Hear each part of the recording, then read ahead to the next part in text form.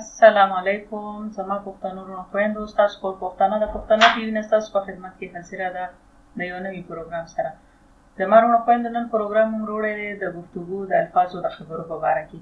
ځینې انسان یو خبره صحیح وکړي خو په مخامخ تن باندې هغه بده ولګي، او ځینې انسان داسې سخته خبره په دونه ښکلي انداز کې وکړي چې په چا بده ونه لګي او مسله هم حل شي.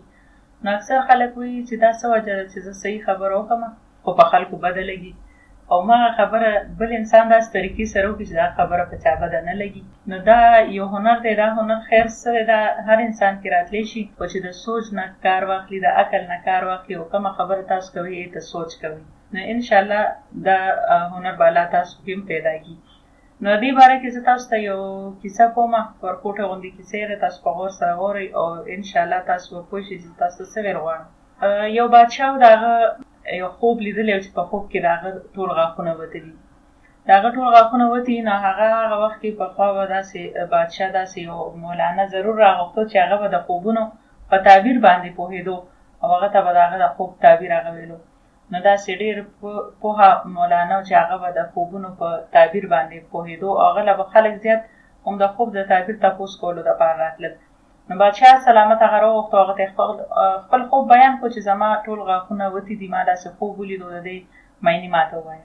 هغه ورته وویل چې بادشاه سلامت، د دې خوب معنی دا ده چې تاسو به په خپل ژوند کې د خپل ښځې، د خپل اولاد، د خپل مور پلار، رور راندار، یعنې ټولو مرګونه وینئ. دا ټول مرګونه به ستاسو وړاندې کېږي او تاسو به دا ټول مرګونه وینئ. په دې سره بادشاه له ډېر قهر او غوسه ورغله او هغه یې په زندان کې واچولو او ویې ویل خپل وزیرانو ته چې ورشي او د دې سلطنت چې کوم بل داسې پوهه انسان چې په خوب په تعبیر پوهېږي ما له هغه راولي. چې بل یې راوستو، نو ډېر خلک وایي چې دا بل کم کس راغو، نو دا چې کوم زندان کې واچول دا د هغه شاګرد و، خو هغه استاذ هم حقیقت وویل، دروغ یې ونه ویل، خو په داسې طریقې وویل چې بادشاه له غوسه ورغله. او بیا دې بل نه چې تپوس وکړو، بادشاه ورته وویلې چې ما خوب لیدلی چې په خوب کې زما ټول غاښونه وتي دي، ما ته د دې خوب معنی راکړه او بالکل صحیح معنی راکړه سوچ سمج سره. هغه کس سوچ وکړو چې زما استاد خو یې وړاندې په زندان کې واچولو، نو زه به دا خوب هم ورته صحیح ویم، غلط هم نشم ویلی، خو چې طریقه داسې چې بادشاه سلامت له بې غوسه هم ورنشي.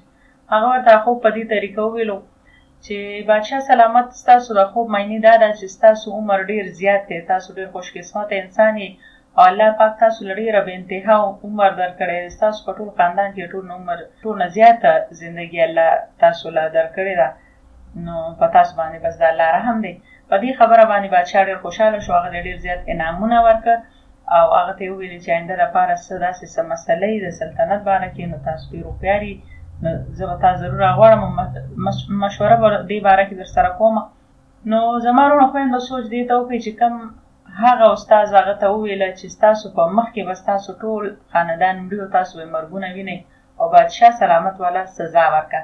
نو هماغه خبره دې بل کس هم وکړه، دویم تن چې راوستو چې ډېر خلک وایي چې دا هم د هغه استاد شاګرد و چې بادشاه سلامت الله تاسو له دومره ډېر عمر درکړی دی، دونه خوشقسمته یې، ستاسو زندګي ډېره زیاته ده، ستاسو په ټول خاندان کې ستاسو ژوند ډېر دی. نو د دې هم دا مطلب و چې په ټول خاندان کې ستاسو ژوند ډېر دی، مطلب چې ستاسو خاندان کې چې څومره تنان دي دا به تاسو نه مخکې مري. نو مطلب یې هماغه خبره هماغه وه، خو د خبرې انداز جدا و.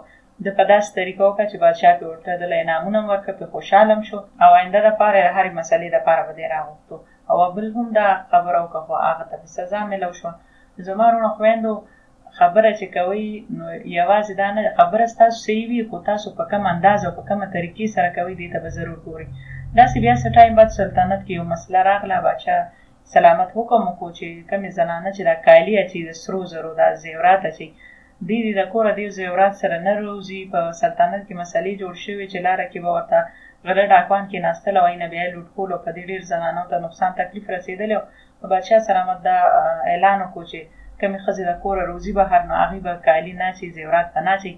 نو په دې باندې هغه ښځو هغه ونه منله او ټولو ښځو ویل چې موږ بغیر زیورات بغیر کالي دا زموږ ښایست هم دې نه بغیر نه شو چېرته تللی او نه وځو. نو په دې باندې بادشاه سلامت هغه خوب والا دویم کس چې د خوب تعبیر یې ورته ویلی او بادشاه سلامت ته خوشحاله شوی و، هغه یې راوغوښتو او هغه ته یې وویلې چې راشه ما له اوس دې باره کې مشوره راکړه زه څه وکړمه. نو هغه ورته چې زه نه دې ښځو نه سرونه کټ کولی شم چې کوم نافرماني کوي، سره د کالو هم روزي او په هېڅ صورت دې کالی نه کوزوي. نو هغه ورته وایي چې بادشاه سلامت، تاسو بې فکره اوسئ، تاسو داسې اعلان په سلطنت کې وکړئ چې زما په سلطنت کې کمې ښایسته ښکلې ښځې دي نو هغې د کالي نه اچوي، بغیر کالو دې روزي، خو چې کمې بدرنګې دي نو خیر د هغې سره دونه رعایت کوو چې د کالي اچوي.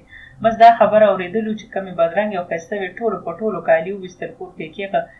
یو چې اعلان داسې شوی دی چې کومه ښایسته زنانۍ نو هغه دې کالي نه اچوي، چې کومه بدرنګه هغې ته اجازت دی دې واچوي. نو که ما واچولو خلک وایي چې دا بدرنګه ده، نو صرف په دې خبره باندې خپل کالي ټولو ښځو وویست او سنبال یې کړل چې یو قسم ذاته بدرنګه خو نه وي. نو د خبرې کولو خپله طریقه وي، خبره په داسې طریقه کې وشوه چې هغې د سزا نه بچ شوې، هغه حکم د بادشاه سلامت ومنلی شو او هغه علاقه کې د یې په وجه هغه امن پیدا شو. زما وروڼو خویندو همیشه خبره چې کوئ نو په سوچ سمج سره کوئ. ستاسو په خیال سره تاسو چې کومه خبره کوئ یا صحیح وي او په مخامخ انسان بد ولګي، هغه د خبرې طریقه او انداز ستاسو غلطي. دې سره ستاسو خور پوښتنه غواړي تاسو نه اجازت همیشه په رنګ د دې دعا سره چې الله زموږ مسلمانان وروڼه خویندې، زموږ پښتانه وروڼه خویندې چې دنیا په هر ملک کې، هر ګوټ کې، هر ځای کې دي، په خپل امن کې وساتي، په خپل حفاظت کې وساتي او د غیر مذهبو د شر او فساد نه محفوظ وساتي. په لوی الله هم سپارم، د الله په امان.